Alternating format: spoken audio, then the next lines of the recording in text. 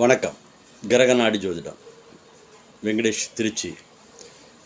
நம்ம இன்றைக்கி பார்க்க போகிறது செல்வந்த யோகம் அப்படின்னு சொல்கிறோம். இந்த செல்வந்த யோகம் அப்படிங்கிறது கிரகநாடியில் நம்ம எப்படி பார்க்குறோன்னா,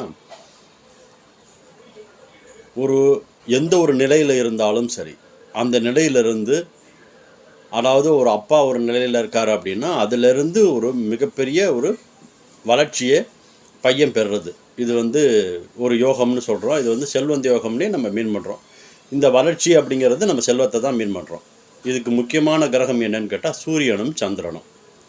இந்த சூரியன் சந்திரன் அப்படிங்கிறதுல ரொம்ப முக்கியமாக நம்ம சூரியனை எடுத்துக்கிறோம். அதுதான் வளர்ச்சி அப்படிங்கிற ஒரு விஷயத்துக்கு மீன் பண்ணுது.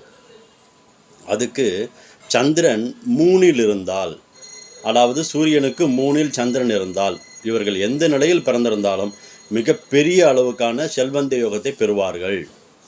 நன்றி.